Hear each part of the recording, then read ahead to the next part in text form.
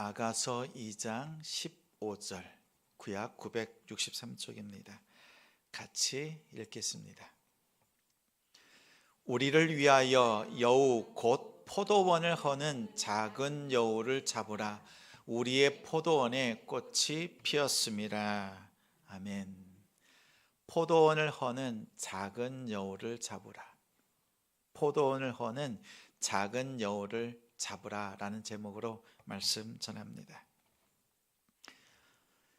우리 성도 여러분은 살면서 어떤 것을 지키고 있습니까? 어떤 것들을 꼭 지키고 싶다 이런 마음이 드십니까? 건강 지켜야 되죠. 학교 성적도 잘 지켜야 합니다. 친구도 지켜야 되고 가족, 재산도 잘 지켜야 합니다. 직장도 잃어버리지 않도록 잘 지키는 것이 필요합니다. 이 땅에서는요, 지켜야 될 것들이 많이 있습니다. 성경에서 이렇게 권면합니다. 이 땅에서 이 모든 것들, 지킬 만한 것들 중에서 더욱 너의 마음을 지켜라.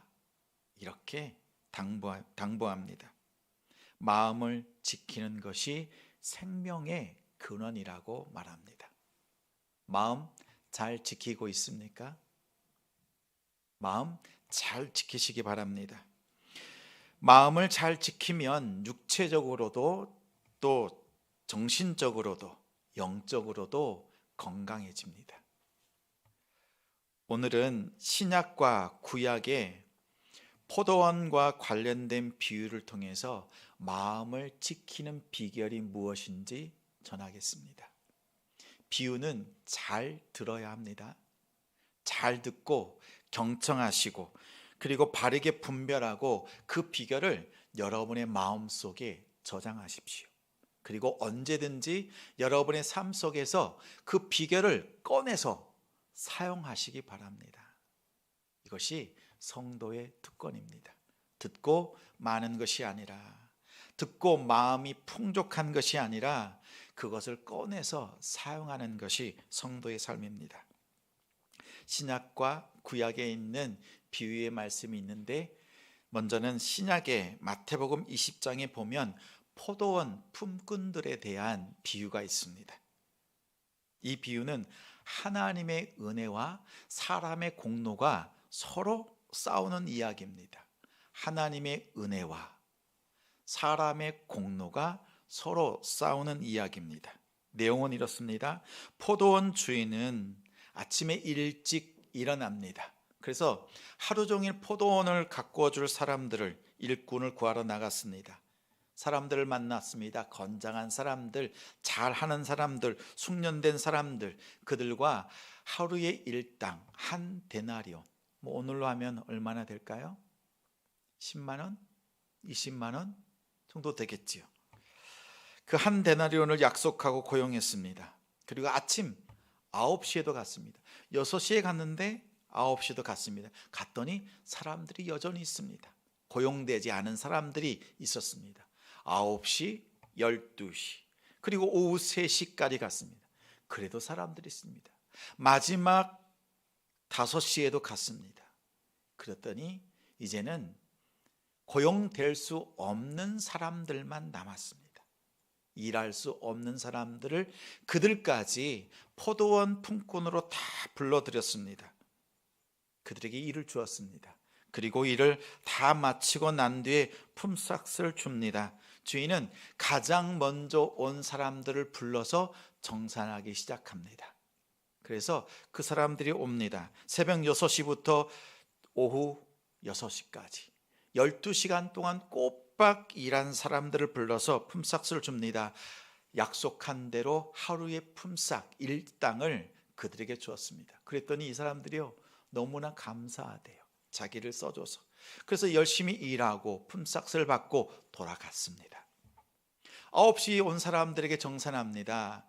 이제 9시간 일했잖아요. 앞에 사람들보다 적게 일을 했습니다. 그런데 주인이 품삯을 주는데 하루 일당을 다 줍니다. 깜짝 놀랐습니다. 저는 9시간 일했는데요, 적게 일했는데요. 주인이 그래도 하루 일당을 다 줍니다. 너무나 감사했습니다.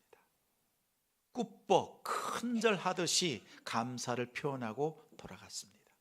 12시에 온 사람들, 그들에게도 하루 일당을 다 줍니다.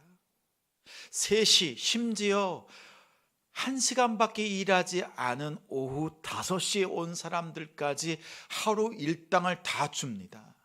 어때요? 12시에 일한 사람, 와, 나에게 이런 은혜를 베푸시다니. 3시간밖에, 심지어 1시간밖에 일하지 않은 사람 감동입니다. 나는 일할 능력도 체력도 안 되는데, 그러한 나를 고용해 준 것만으로도 감사한데, 1시간의 그 비용만 줘도 감사한데 하루 일당을 다 주시다니. 보세요. 아침 6시에 온 사람, 9시에 온 사람, 12시, 3시, 오후 5시, 이 모든 사람들이요, 순서대로 주니까 어땠습니까? 다 은혜 받았습니다. 은혜 받았습니다. 은혜 받았습니다. 그래서 집으로 돌아가서, 동네에 들어가서 포도원 주인이 얼마나 은혜로운 사람인가, 얼마나 사랑이 넘치시는 분인가, 그것을 동네 방네 소문냈습니다. 만약 이렇게 이 비유가 끝났다면 모두 다 은혜 받고 해피엔딩으로 마쳤을 것입니다. 그런데 예수님은 실제 비유를 하실 때 말씀에는요, 순서를 바꾸셨습니다. 일부러 의도적으로 순서를 바꾸십니다. 처음 온 사람부터 준 것이 아니라 맨 마지막 온 사람부터 품삯을 정산합니다. 1시간밖에 일하지 않은 사람을 불러서 정산합니다. 1시간밖에 일하지 않았습니다. 주인이 품삯을 주는데 하루 종일 일한 품삯을 그에게 주었습니다. 말합니다. 주인님, 저는 1시간밖에 일하지 못했습니다. 몸이 약하고 연약해서 일도 제대로 못했습니다. 1시간도 제대로 못 채웠습니다. 어떻게 저에게 이렇게 하루 일당을 다 주십니까? 아니다. 내가 너에게 주는 것이다. 은혜 받고 돌아갔습니다. 땅에 엎드려 절하고 돌아갔습니다. 사람들이 봤잖아요. 3시간 일하는 사람, 나는 저 사람보다 조금 더 일했고, 조금 더 많이 했고, 더 많이 했고, 나는 하루 종일 고생했다. 사람들은 생각하죠. 어떤 생각해요? 나는 저 사람보다 더 많이 수고했으니 더 많이 받을 것이다. 그러지 않습니까? 그렇겠지요. 그런데 주인은요, 3시, 오후 3시에 온 사람, 정오에 온 사람, 아침 9시 하루 종일 일한 사람까지 똑같이 약속한 대로 하루 일당을 주었습니다. 그랬더니 그들 중에서 하루 종일 일한 사람, 맨 처음부터 와서 12시간 일한 사람들이요, 이렇게 말합니다. 주인에게, 불공평합니다. 우리를 이렇게 대우하신 것은 불공평합니다. 그들은 주인의 선하게 베푸신 그 행동을 은혜라고 말하지 않습니다. 뭐라고 말해요? 불공평합니다. 주인님, 이것은 갑질입니다. 갑질이라고 말합니다. 포도원 주인은 졸지에 갑질하는 돈 많은 사장님이 되어버렸습니다. 성도 여러분은 어떻게 생각하세요? 포도원 주인의 행동을 보면서 은혜다 라고 생각이 듭니까? 아니면 갑질했다 라고 생각이 듭니까? 한번 손 들어보세요. 은혜라고 생각하시는 분. 아니다. 아니다. 갑질이다.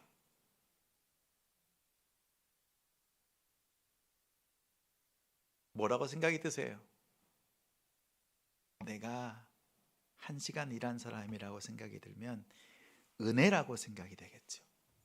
근데 내가 일찍부터 와서 수고한 사람이라 생각하면 뭐예요? 이건 갑질이죠. 이보다 불공평한 것이 없죠. 맞습니다. 각자의 입장에 따라서 다릅니다. 각자의 입장에 따라서 어떤 사람에게는 은혜이고 어떤 사람에게는 갑질입니다. 천국이 그렇다는 거예요.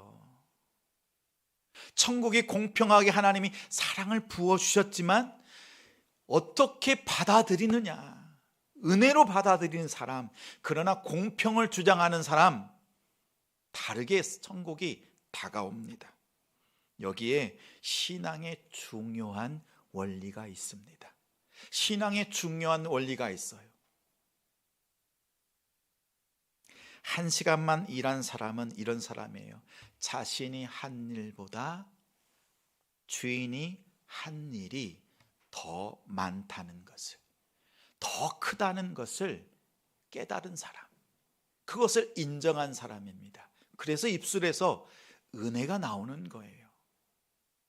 그러나 주인의 행동을 갑질한다라고 말하는 사람들은 다른 사람들과 비교합니다. 다른 사람과 비교해서 내가 한 일이 많은 것 같아요. 주인이 베푸신 일을 생각하지 않았습니다.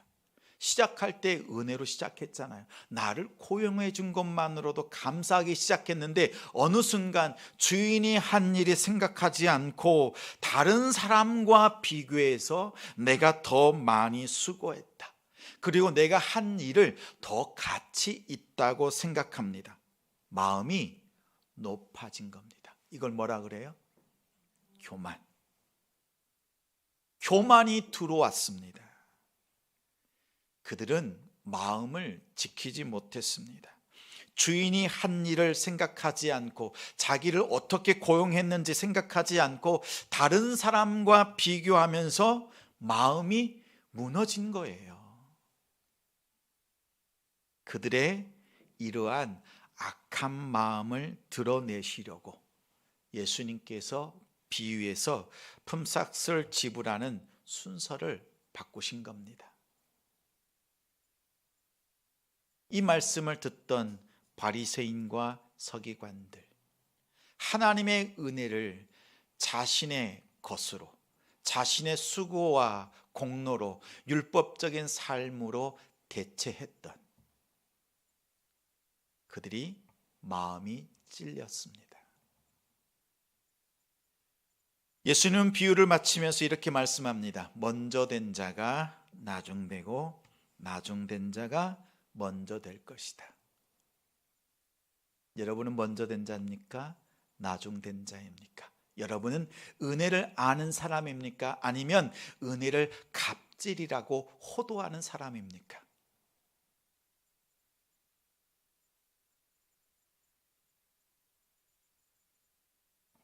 여러분이 하나님의 구원의 은혜와 한없는 사랑을 누리면서도 너무나도 쉽게 마음을 지키지 못하고 무너지는 이유가 있습니다.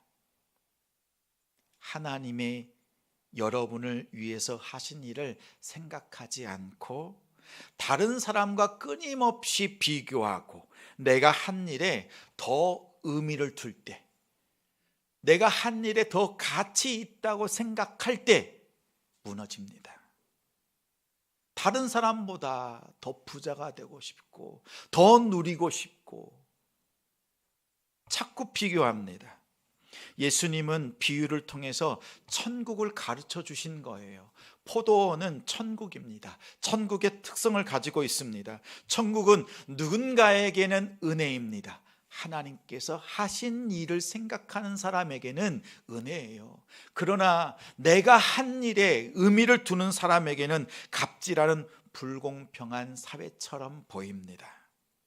하늘의 주인을 바라보느냐 아니면 이 땅의 것들을 가지고 비교하면서 사느냐, 그에 따라서 그의 마음이 천국이 되기도 하고 지옥이 되기도 합니다. 저는 여러분의 마음이 다 보입니다.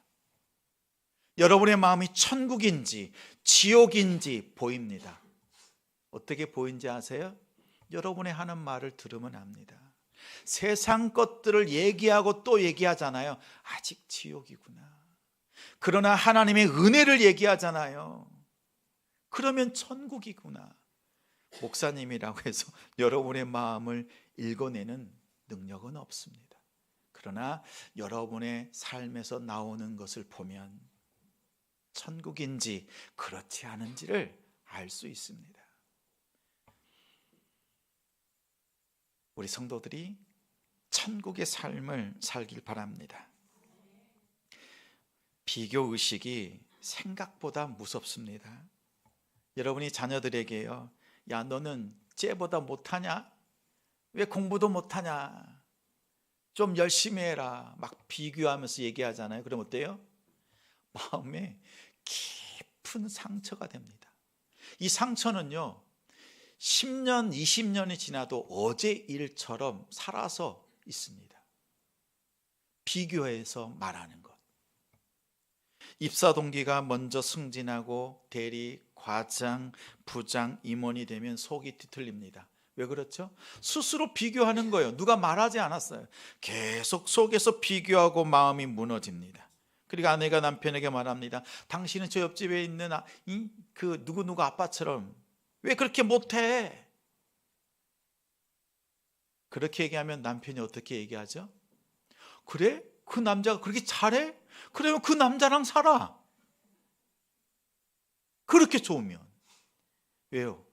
비교 당하잖아요. 그러면 이 마음이 한없이 무너집니다. 저는 분당 우리 교회가 부흥하는 것에 시기 안 합니다. 조금도 시기하는 마음이 생기질 않습니다. 그 큰 교회 시기할 마음이 생기지 않아요. 다만 조금 부러울 뿐이에요. 그런데 가까이에 있는 작은 교회가 부흥한다는 소식이 들리잖아요. 마음이 격동합니다. 막 흔들립니다. 교회와 교회는 서로 경쟁 상대가 아니잖아요. 둘 다 하나님 편이잖아요. 그런데 서로 비교한 순간 목사님도 마음이 무너집니다. 무너져요. 성도와 성도 간에도 그렇습니다. 다른 성도가 은혜 받고 방언 터지고 은사를 발휘하고 열심히 합니다. 앞장서서 헌신합니다. 충성합니다. 하나님께서 그러한 성도에게 정말 마음을 다해서 헌신하는 자들에게 물질의 복, 자녀의 복, 일터의 복을 더해 주시는 것을 봅니다. 그러면 그걸 바라보면서 어떻게 해요? 옆에서 박수가 나와요? 비교하는 마음이 내 안에 들어오잖아요. 비교 의식이 들어온 순간이요, 마음이 한없이 초라해집니다. 처참하게 느껴집니다.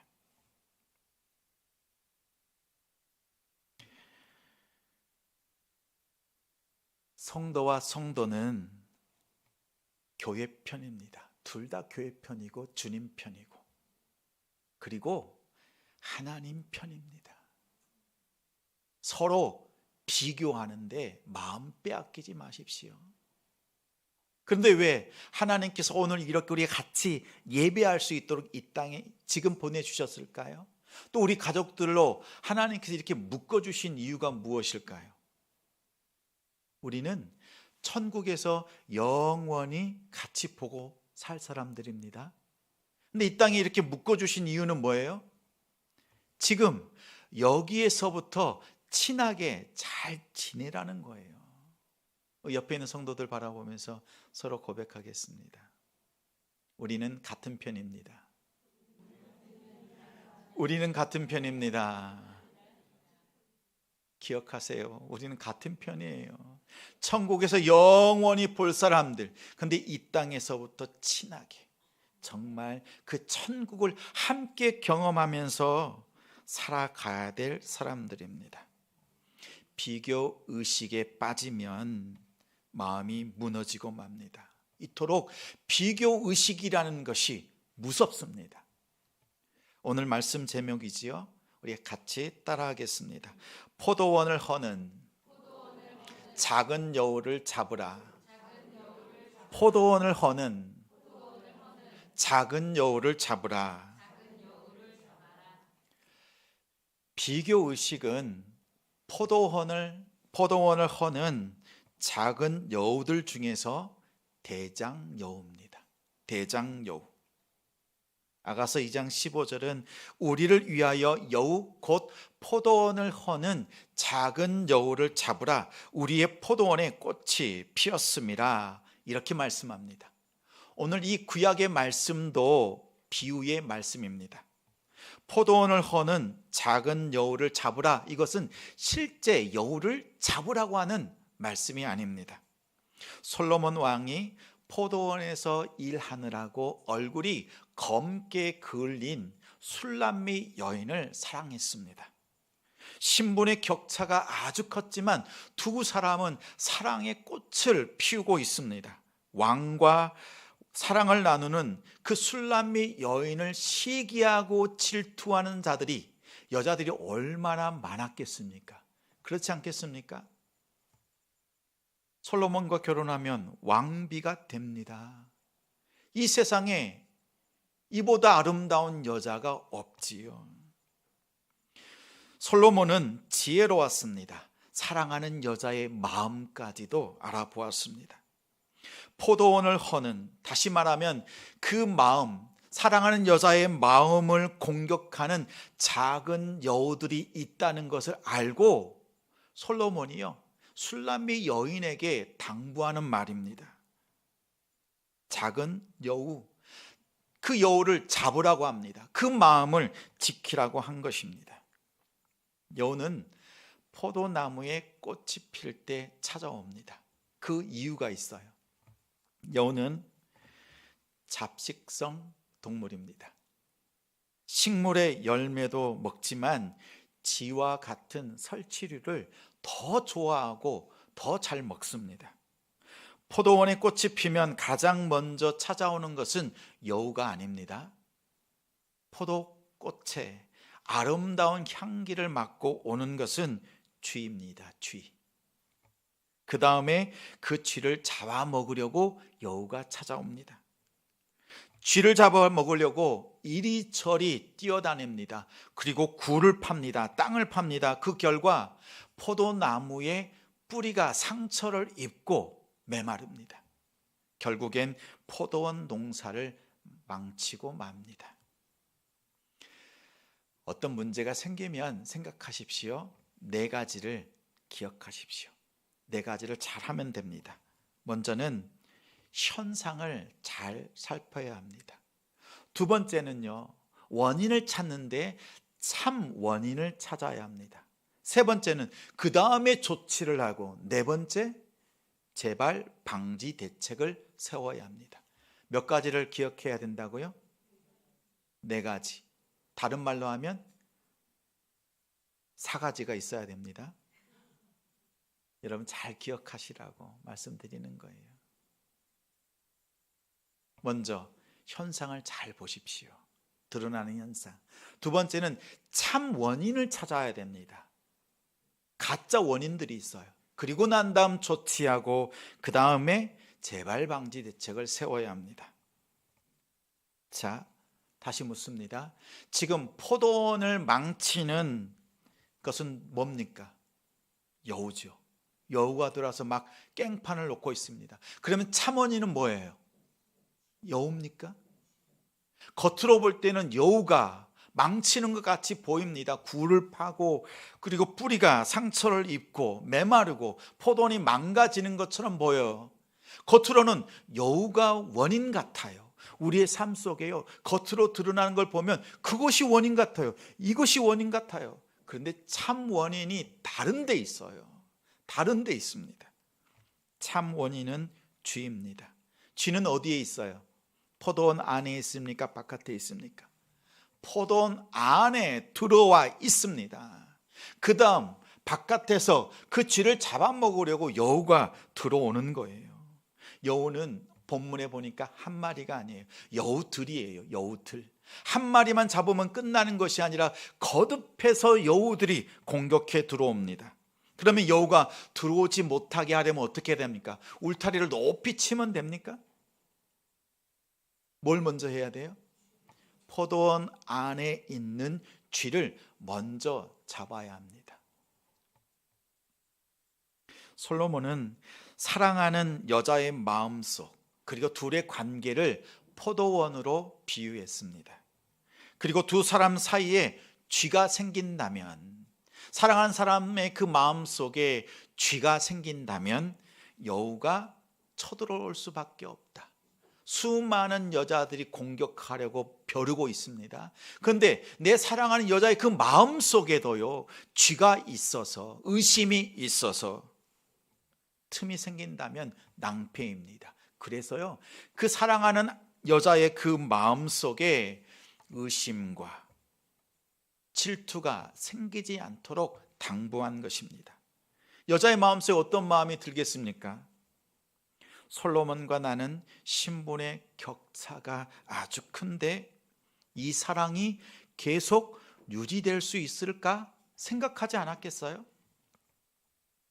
그리고 솔로몬을 좋아하는 여자가 엄청 많습니다. 저도 결혼 전에는 많았습니다. 믿지 않는 표정입니다. 솔로몬을 좋아하는 여자들이 많았습니다. 그러면 이런 생각 들지요. 솔로몬이 나만 지속적으로 사랑할까? 비교하고 의심하는 마음입니다. 솔로몬은요, 술람의 여인의 마음속에 있는 비교하고 의심하는 마음을 먼저 도려내도록 당부한 것입니다. 여자들이 결혼식장에 들어가면서도 이런 생각을 한답니다. 진짜인지 모르겠어요. 결혼식장에 들어가면서도 내가 이 남자와 결혼하는 것이 정말 지금 잘하고 있는 것일까?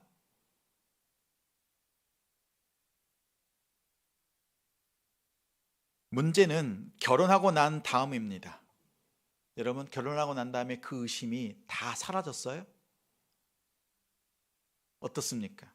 놀랍게도 이 생각을 훨씬 더 많이 한다는 것입니다. 그때 내가 미쳤지. 그때 내가 제정신이 아니었다고 말하면서 내가 지금 계속 결혼 생활을 유지하는 것이 잘하는 것일까? 이런 생각을 한답니다. 여러분 안에 이 쥐새끼가 있습니까? 의심하는 것, 그리고 비교하는 것, 이 마음이 있으면 사탄은요, 끊임없이 그 마음을 틈탑니다. 왜요? 그 의심이라고 하는 죄, 쥐새끼 같은 것, 그것을 틈타고 틈타서 결국 우리의 심령을요, 갉아먹고 망칩니다.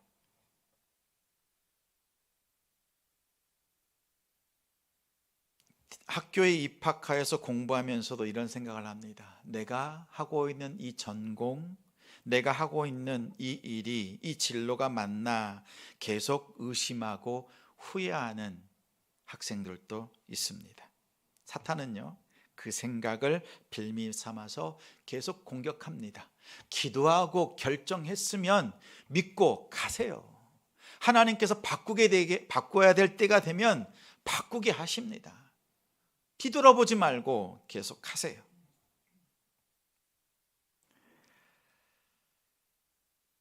만약 계속 후회한다면 그 학창 시절에 친구를 사귀는 기쁨, 배우는 즐거움, 그 행복한 학창 시절을 다 놓치고 말 것입니다. 일터도 마찬가지지요. 일하는 즐거움, 일하는 기쁨을 잃어버릴 수밖에 없습니다. 계속 그 쥐새끼가 내 마음속에 있다면요. 교회도 마찬가지입니다. 교회를 정하고 등록한 후에 여러분 마음이 평안하시던가요? 한 번이 아니죠. 여러 번. 내가 이 교회에 등록한 게 맞나? 잘한 건가? 이런 생각이 들 때가 있지 않았습니까? 그런 의심스러운 마음이 있지 않았습니까? 이런 생각을 안 한 것처럼 태연하게 앉아 계시지만 압니다. 우리의 마음이 격동한다는 것을요. 위기가 있습니다. 왜요? 모르는 사람들 만나잖아요. 그러면 불편하고 힘든 일이 생기죠. 남편하고도 그렇게 살고도 싸웠잖아요. 그런데 정작 모르는 사람들 만났으니 더욱이 교회는 죄인들이 모이는 곳이잖아요. 죄인들끼리 죄의 냄새밖에 나지 않잖아요. 연약함밖에 보이지 않잖아요. 그러니 우리 마음속이 격동하죠. 여기가 맞나? 이런 생각이 들 때가 한두 번이 아니겠죠. 그런데 잘하셨어요. 그 위기를 잘 이겨내고 우리는 지금 이렇게 함께 예배하고 있습니다. 의심을 계속 품고 있으면 사탄은 끊임없이 그 의심을 붙잡고 늘어지고 끊임없이 공격합니다. 그 의심을 도려내십시오. 그 의심이 들 때 생각하십시오. 다른 것 생각하지 마세요. 성도들이 어떻는가, 교육자들이 어떻는가 생각하지 마세요. 한 가지만 생각하세요.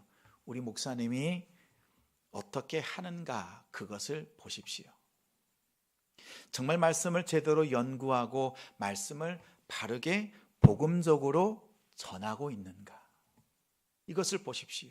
복음을 전하는데 잘 되는 것만, 복 받는 것만, 축복만 전한다고 있으면 안 되겠지요.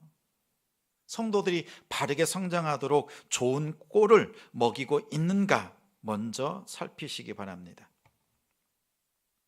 그리고 전한 말씀대로, 강단 위에서 전한 말씀대로 강단 아래에서 그 말씀대로 살아내려고 부단히 고군분투하고 있는가, 애쓰고 있는가, 그것을 보십시오. 그게 아니라면 떠나셔야 돼요. 그게 아닌데도 여기 있으면 여러분의 영혼이 죽습니다. 그때는 결정하셔야 합니다. 목사님이 하나님이 기뻐하는 일을 하고 있는가? 정말 성도들을 주님의 마음으로 사랑하고 있는가? 끝까지 품어내려고 애쓰고 있는가? 사실 저도 힘들죠. 다 품기 힘들죠. 그러나 생각합니다. 주님이시라면 어떻게 하셨을까? 포기 안 하셨다. 그러니 끝까지 기도하고 인내하고 곁에 있으려고 애씁니다. 잘한다는 것이 아니라 애쓰는 것, 그것이 있는가를 살펴보십시오. 성도 여러분, 여러분의 삶 속에 여러분이 당하는 수많은 아픔과 고통이 바깥에서 시작된 것처럼 보이지요. 원인이 바깥에서 온 것처럼 느껴지시지요. 그렇지 않습니다. 사실은 여러분 안에 있는 죄, 그 죄 때문에 생긴 일입니다. 그 죄는 뭐예요? 죄죠, 죄. 시기, 질투, 원망, 비교, 이런 것들 때문에 마음을 지키지 못해서 생긴 결과들입니다. 그런데 어떻게 해요? 바깥에서 온 문제처럼 생각해요. 자신의 안에 있는 죄를 제거하기보다 다른 사람을 탓합니다. 그렇지 않아요. 분명 바깥에서 오는 어려움도 있습니다. 술람미 여인을 향해서 늘 노리고 있는 수많은, 솔로몬을 짝사랑하는 여자들이 많습니다. 여차하면 빼앗깁니다. 그런데 더 중요한 것은 여러분 안에 있는 죄, 그 죄 때문에 사탄이 틈을 타고 들어온다는 사실을 기억하십시오. 사탄은 여러분의 안에 있는 죄를 틈타 여러분의 심령과 가정과 일터라고 하는 아름다운 천국, 그 포도원을 망가뜨리려고 합니다. 여러분, 저 길가에 있는 거리를 깨끗하게 만들려면 어떻게 하면 되겠습니까? 쓰레기통을 두면 되죠. 사람들이 아무데나 버리지 않고 쓰레기통에 버릴 수 있도록. 그래서 관리하는 사람들이 쓰레기통을 먼저 두었습니다. 그랬더니 사람들이요, 쓰레기통에 버립니다. 원래 생각했던 대로 잘 되고 있습니다. 근데 사람들이 버리는데 그 쓰레기통이 막 차고 넘치기 시작합니다. 주변이 막 지저분해지기 시작합니다. 그러니 어떻게 해요? 안 되겠다. 빨리 더 큰 쓰레기통을 준비해라. 그래서 큰 쓰레기통을 갖다 두었습니다. 사람들이 또 버리고 또 버리고 또 버립니다. 심지어는 집에서 사용하는 그 쓰레기까지 가지고 나와서 쓰레기통에 버리기를 시작했습니다. 그러자요, 그렇게 준비했던 큰 쓰레기통이 차고 넘치고 말았습니다. 근데 그러면 생각하잖아요. 그럼 더 큰 쓰레기통을 갖다 놓으면 좋을까? 관리하던 사람들이 고민하고 고민했습니다. 거리를 깨끗하게 하기 위해서 갖다 두었는데, 편의를 위해서 갖다 놓은 쓰레기통인데 사람들이 거기에 버리다 보니까 차고 넘쳐서 더 지저분하게 되었습니다. 그래서 생각한 결과 쓰레기통을 아예 싹 다 철거해 버렸습니다. 그랬더니 사람들이 쓰레기를 버릴 장소가 있어요, 없어요? 없잖아요. 버리지 않게 되었습니다. 그래서 거리가 깨끗하게 되었다는 이야기입니다. 모든 것을 지켜야 되는데 가장 지켜야 될 것들은 여러분의 마음을 지키는 것입니다. 여러분의 마음을 지키는 방법이 있습니다. 여러분의 마음을 지키는 방법, 이것을 기억하십시오. 여러분이 실수하고 잘못한 일이 있으면 하나님 앞에서 철저하게 회개하십시오. 회개했으면 다시는 그 문제 때문에 하나님 앞에 나와서 회개하지 마십시오. 한번 회개했으면 다시 그 문제를 가지고 하나님께 회개하지 마십시오. 그 일 때문에 회개할 것이 없는 거룩한 삶을 살아내십시오. 거룩한 삶을 살아내지 않고 또 반복적으로 죄를 지으면서 회개하잖아요. 그것은 쓰레기통이에요. 회개 아닙니다. 편의를 돕기 위해서 쓰레기통을 갖다 놨더니요, 그것이 오히려 문제가 되었습니다. 보십시오. 회개는 여러분의 편의를 위해서 하나님께서 주신 도구가 아닙니다. 내가 언제든지 죄 짓고 또 회개하고 또 똑같은 죄 짓고 또 회개하고, 그래서 하나님 앞에 용서받는 방법이 아주 편리하다, 편하다, 그런 용도로 회개하라고 하신 게 아닙니다. 회개는 단호하게 과거의 것들을 끊고 이제 새로운 삶으로 나아가는 거예요. 그래서 거룩한 삶으로 살아내어져서 다시 회개할 것이 없는 거룩한 삶으로 하나님께 나아가는 그 첫 단추가 회개입니다. 근데 요즘 성도들이 회개를 자기의 편한 대로 사용해요. 그러니 계속 똑같은 회개를 할 수밖에 없죠. 여러분의 마음속에 있는 그 죄를 제거하는 방법은 여러분이 회개하고 난 뒤에 거룩한 삶으로 나아가는 거예요. 거룩하게 산다는 것이 무슨 뜻인지 모르진 않으시죠? 음란에서 벗어나십시오. 보지 말아야 될 것 보면 안 됩니다. 더러운 것들 가까이 하지 마십시오. 세상에서 똑같이 험담하고 똑같이 행동하는 것 금하십시오. 여러분, 그 자리를 떠나지 않으면 여러분의 영혼은 죽습니다. 3주 전에 이 앞에 난 2개를 두었습니다. 잠시 바깥에 두었더니요, 난 잎이 말라버렸습니다. 얼어버렸습니다. 그랬더니 지난 주 중에요, 커트 기술이 아주 타고난 한 집사님이요, 와서 잘랐습니다. 왜요? 썩은 것을 두면 안 되니까요. 그럼 또 번지니까 과감하게 자르는 거예요.